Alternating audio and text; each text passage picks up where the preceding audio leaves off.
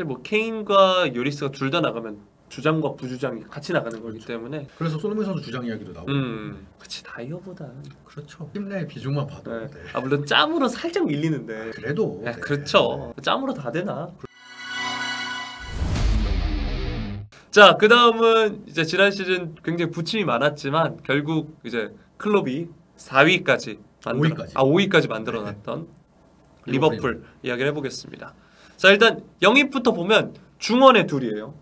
근데 원래 중원 보강이 사실 일찌감치 이번 이적 시장 목표로 삼았었고, 그렇죠. 그래서 신속하게 영입을 진행했습니다. 가장 먼저 6월 한 초쯤에 바로 알렉시스 맥알리스터. 이런 이 정도가 생각보다 쌌어요. 3,500만 원 그쵸. 정도. 이게 진짜 싼 거죠. 그렇죠. 네. 이게 협상을 제대로 한 건지, 네. 빠르게 선점을 해서 그런 건지. 원래 이제 이적설 관심 있는 구단들이 굉장히 많았던 상황에서 거론됐던 금액보다 훨씬 저렴하게 영입을 했고, 그 다음 영입으로 이제 소보슬라이 도미니크 선수를 7천만 유로 바이아웃을 지불하고 이적 바이아웃이 없어지기 직전에 7천만 유로를 지불하고 데려왔습니다. 소보슬라이의 경우가 이전에 티아고 영입했을 때처럼 갑자기 그렇죠. 이렇게 됐죠. 네. 이적설 이야기가 잘 없다가 갑자기 빵 하더니 오피셜 땅. 오늘이 그 바이아웃이 없어지는 날이다, 오늘까지다라고 했는데 그날 바로 바이아웃을 지르기로 결정하면서 영입이 됐습니다. 네, 그리고 이제 방출을 한번 살펴봐야 되는데 사실 방출이 꽤나 많아요. 그렇죠. 네. 그리고 좀 클롭 감독 체제에서 고생을 많이 했던 함께 영광을 이뤄냈던 선수들이 대거 이탈을 했습니다. 네. 뭐 호베르토 피르미노랑 제임스 밀러는 FA가 되면서 일찌감치 결별이 확정이 됐었고 각각 사우디 그리고 잉글랜드 브라이튼 호브 엘비온으로 이적을 했고요. 그리고 뭐 이 선수가 뭐 고생을 많이 했다라고 할 수 있을지 모르겠지만 나비 케이타 부상이 많았던 나비 케이타가 베르더 무레멘으로 FA 이적을 했습니다. 이 선수 브레멘 가자마자 또 이적을 부상을 당한 것 같더라고요. 그렇죠. 갔더라고요. 그리고 옥챔도 그렇죠. FA로 나갔고요. 네. 그리고 돈을 안겨준 선수들도 둘이나 있습니다. 이 선수들은 사실 나갈 줄 몰랐는데 갑자기 이제 사우디에서 이제 돈을 쓰는 와중에 레이더에 걸리면서 나간 선수들입니다. 파비뉴와 조던 핸더슨이 각각 아리티아드, 알에티파크로 이적을 했습니다. 핸더슨은 제라드 감독이랑 재결합을 하게 됐죠. 핸더슨 입장에서는 라드 형이 부른다고? 그리고 사실 핸더슨의 나이를 생각했을 때 주급이 오르긴 좀 어려워요. 아무리가 우리가 어떤 일이 됐든 경력이 쌓일수록 그 연봉은 오르지만 축구 선수는 이제 은퇴를 앞둔 시점엔 깎이기 마련이잖아요. 약간 임금 피크제 같은. 네. 그런데 저기서 이만큼을 태우니까. 그렇죠. 근데 라드 형 있네? 그럼 가지. 그리고 점점 팀에서 입지도 좁아지고 있어요. 네. 소보슬로이도 왔으니까 더욱 좁아질 상황에서 갈 수밖에 없는 선택이었고 그래서 두 선수가 모두 이적을 결정하게 됐습니다. 네. 근데 지금 이제 남은 과제를 얘기할 텐데 리버풀에 저희가 말씀을 드렸지만 현실적인 문제가 중원에 둘을 영입을 했거든요. 숫자만 봤을 때. 근데 중원에 나간 선수가 하나, 둘, 파비뉴, 핸더슨, 밀러, 케이타, 옥챔, 피르미누도 공미로 치면 그렇죠. 심지어 이렇게 최대 6명. 네, 최대 6명. 5명에서 6명 정도 나갔다고 볼 수 있는데 그러다 보니까 미드필더 2명이나 영입했는데 또 미드필더 영입해야 하는 상황이 됐습니다. 특히 이번에는 아마 수비형 미드필더, 뭐 소보슬러이나 메갈리스터는 조금 더 앞선에서 뛸 수 있는 미드필더잖아요. 수비형 미드필더 영입을 추진할 것으로 보입니다. 파비뉴나 핸더슨이 그 자리를 메워줬는데 공백이 생긴 거니까. 그래서 이제 이적설이 나오는 선수가 2004년생 사우스햄프턴 미드필더 로메오 라비아인데 이 선수가 지난 시즌 이제 사우스햄프턴에서 뛰긴 했지만 좀 아직까지는 너무 좀 어리지 않나? 혼자 뭐 리버풀 정도 되는 클럽에서 주전 수비형 미드필더로 뛰기엔 부담이 있지 않나 싶다는 의견도 있긴 한데 이제 클롭 감독이 최근에 그런 인터뷰를 했더라고요. 지금까지 내가 수비형 미드필더들한테 너무 큰 부담을 지운 것 같다. 그래서 사실 지난 시즌 뭐 파비뉴가 좋지 않을 때 좀 임기응변식으로 임시방편식으로 이제 사용했던 거긴 하지만 아놀드를 조금 중원에 가담화시키는 형태로 이제 전술을 썼기 때문에 라비아가 영입된다면 그런 식으로 좀 수비형 미드필더 부담을 조금 줄여주는 선으로 배려를 할 수 있지 않을까? 그런 식으로 생각을 하고 영입을 추진하는 것으로 보입니다. 근데 이 선수도 이적료가 만만치 않습니다. 5천만 파운드, 820. 이게 그 강등당한 팀임에도 저 정도 가격이 형성되어 있는 거면 굉장히 비싼 가격이고 이렇게 되면 리버풀은 다음 시즌에 그 중원에 유스 3인방을 좀 많이 쓰긴 하겠네요. 바이세티치, 커티스 존스, 하비엘리아. 그렇죠. 네. 이런 젊은 선수들이 아마 백업을 하지 않을까 싶고 바이세티치도 2004년생이거든요. 그래서 수비형 미드필더를 만약에 라비아를 데려온다면 라비아 바이세티치 2004년생 19살짜리 두 명으로 버틸 수 있을지 모르겠지만 그렇게 하려는 계획을 갖고 있는 것으로 보입니다. 네. 자, 그리고 리버풀의 영입이 꼭 필요한 포지션 중에 하나입니다. 이번에 새로운 주장으로 선임된 반다이크가 있는 센터백. 네, 센터백 사실 숫자적으로 보면은 나쁘지 않거든요. 그렇죠. 반다이크도 있고 코나테가 아마 주전으로 뛸 거고 그리고 마티프하고 조고메스도 있는데 사실 반다이크를 제외하고는 아니 솔직히 반다이크 포함이에요. 그렇죠. 사실 반다이크도 포함해서 네.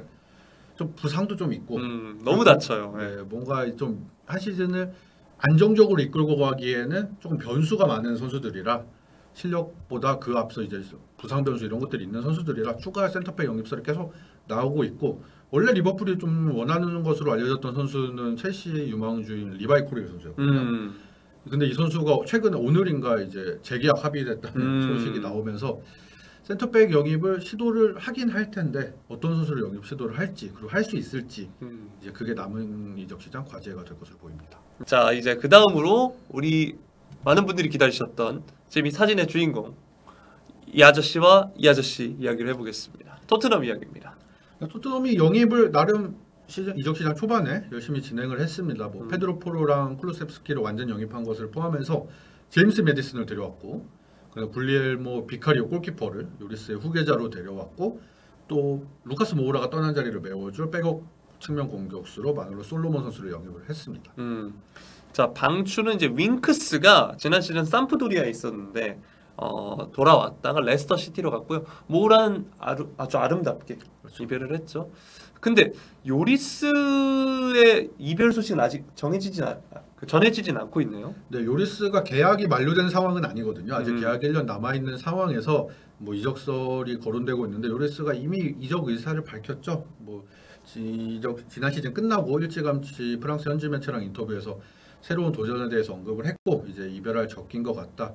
그리고 요리스가 꾸준히 이제 토트넘 구단 측에도 내가 이제 나이가 너무 많으니 나를 대체할 골키퍼를 준비를 해라라는 이야기를 계속 했었거든요. 그래서 좀 팀을 위해서도 자기가 떠날 시기다라고 생각을 한 것 같고 아직 이적설이 구체적으로 나오고 있지는 않지만 뭐 사우디 이적설도 나왔었고 뭐 프랑스나 아니면 뭐 인터밀란 이야기도 잠깐 나왔었고 여러 팀과 이적설이 나오고 있는데 이 선수는 뭐 앞서 얘기했던 대하와는 다르게 뭔가 아름답게 뭔가 잘 해주고 이별을 할 수도 있을 것 같아요. 네, 그렇게 진행이 될 것으로 남은 이적 기간에 보입니다. 네. 자, 저희가 당장 이제 해리 케인을 제외한 모든 선수들 이야기를 거의 한 것 같은데 자, 해리 케인 이야기를 해보겠습니다. 아직까지도 많은 사람들이 가냐? 그렇죠. 안 가냐? 이야기가 나오고 있는데요. 지금 네. 바이에른이랑 가장 강력하게 링크가 되고 있어요. 네, 바이에른이 가장 적극적이고 아마 이제 김민재 선수가 바이에른에 입단했으니까 바이에른 프리시즌 경기들을 보신 팬분들이 많을 텐데 보시면 왜 원하는지 다 아실 겁니다. 스트라이커 공격진 득점력이 특히 뭐 그나브리 선수라든지 뭐 추맨, 네, 자네라든지 네. 슈퍼모팅이라든지 이런 선수들 득점력이 사실 뭐 대형 스트라이커 그리고 또 바이에른 뮌헨이라는 팀의 위상을 살펴보면 조금 아쉽거든요. 그렇기 때문에 완전한 이제 스트라이커 영입을 원하고 있고 거기에 가장 알맞은 적임자가 케인이라고 보고 있습니다. 네. 그래서 계속해서 영입을 시도하고 있고 현지 시간으로 31일 어제 월요일이었죠. 토트넘과 바이에른이 런던에서 수뇌부들이 회동을 했습니다. 여기서 이제 바이에른 조금 이적료 제한을 높여서 갈 거라는 이제 보도가 앞서 있었는데 아직까지 그래도 이적료 격차가 2천만 파운드 또 2,500만 파운드라고 이야기하는 매체도 있는데 뭐 한 3,400억 정도 차이가 나는 상황이라고 합니다. 그 무슨 저도 예전에 기사에서 봤는데 바이에른이 그런 조항도 넣는다고 들었거든요. 바이백. 이건 토트넘이 원하는 조항입니다. 네. 네, 토트넘이 바이백 조항을 원하는 이유는 이 선수가 갈 땐 가더라도 케인이 언젠가는 프리미어리그로 돌아올 가능성이 높잖아요. 왜냐면은 당장 떠난다면 그 앨런 시어의 기록까지 몇 골 안 남았으니까 이걸 나중에 채워야 한다는 생각도 아마 있을 거기 때문에 나중에 프리미어리그 돌아오는 그림을 충분히 그릴 수 있고 그때 어차피 올 거면 우리 팀으로 와라. 그거를 이제 안정적으로 이제 만들어 놓기 위해서 바이백 조항을 거는 것도 염두에 두고 있다. 사실 케인 정도 되는 나이의 선수를 보내는 상황에서 바이백을 거는 건 사실 좀 그렇지 않은 경우죠. 네, 원래는 그쵸. 젊은 선수들을 보낼 때 그런 거니까. 근데 뭐 이 종류 협상 뭐 이런 협상의 기술의 일환일 수도 있고 어떻게 될지는 더 지켜봐야 될 것 같습니다.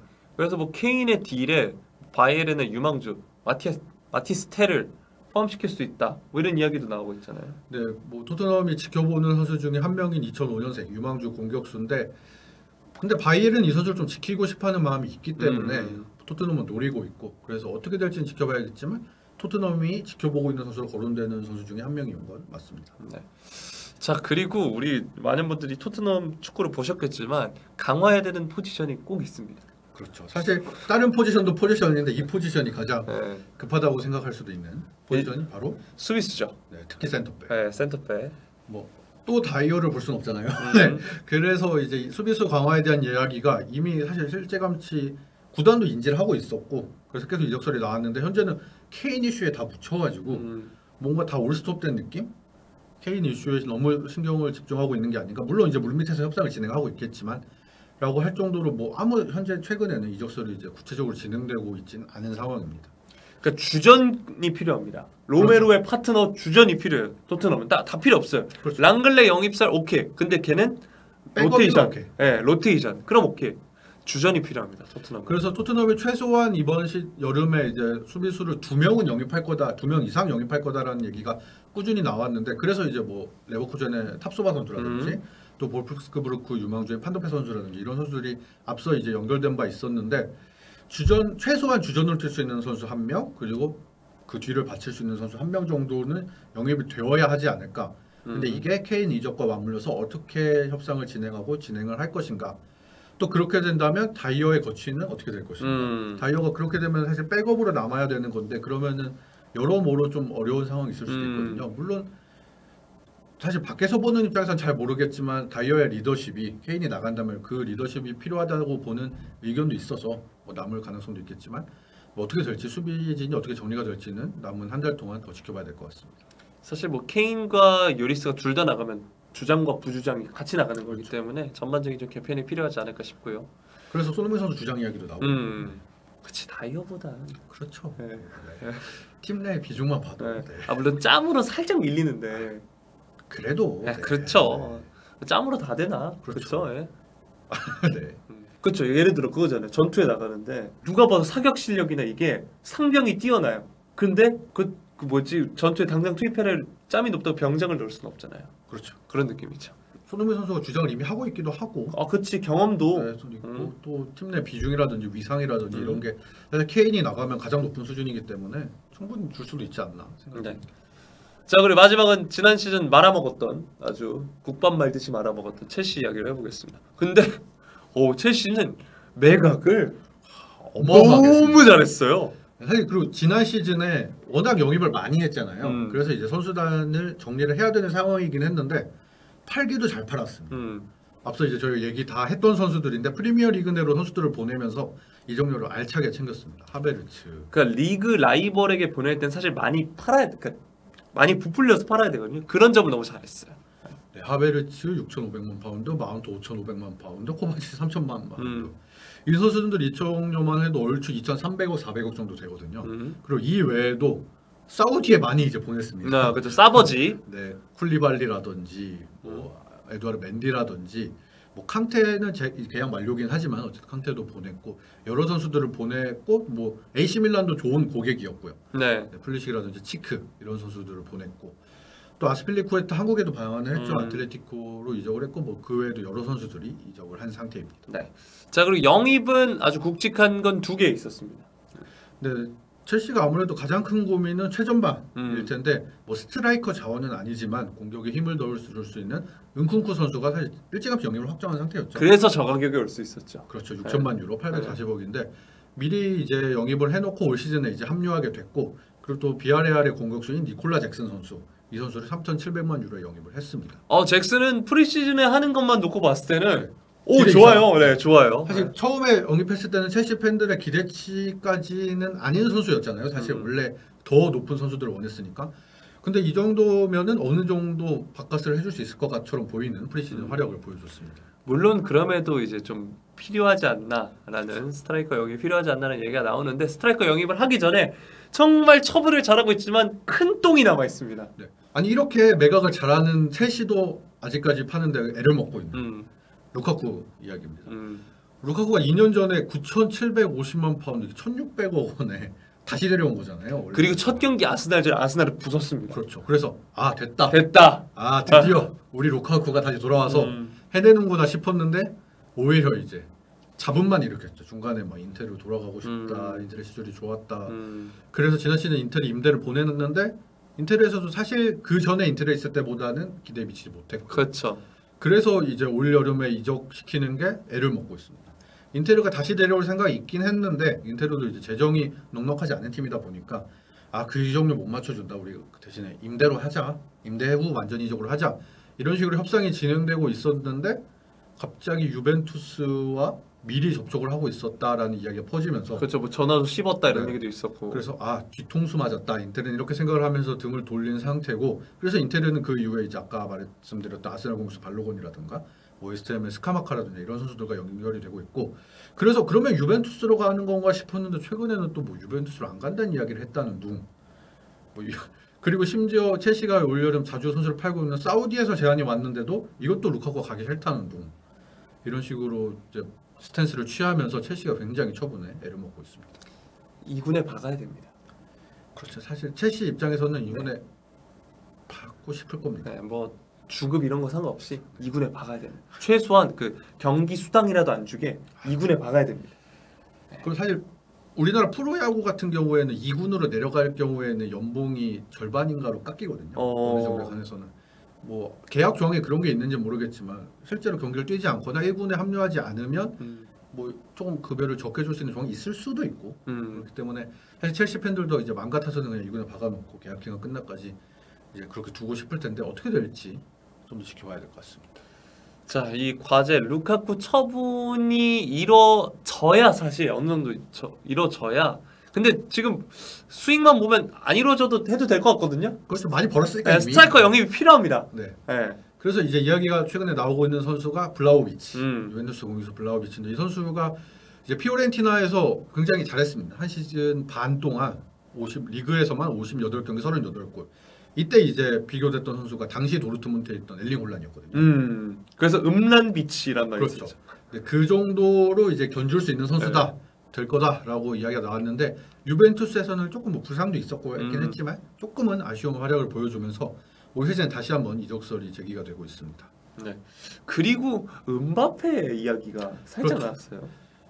진짜 살짝 나오긴 했는데 음바페가 이제 아무래도 상황이 이제 파리 생제르맹에 남긴 어려워 보이는 상황이 돼서 사실 리버풀 이야기도 잠깐 나왔었고 음바페는 이제 첼시 얘기도 나왔었고 하고 있는데 일단 첼시 이적설과 관련해서는 제가 아까 잠깐 보기로는 가능성이 1% 이하다. 그냥 뭐 이런 이제 다들 아시잖아요. 네. 그렇죠. 다들 뭐 그리고 클롭 감독은 또 음바페 이적설을 듣고 웃어 넘겼다. 이게 말이 되냐?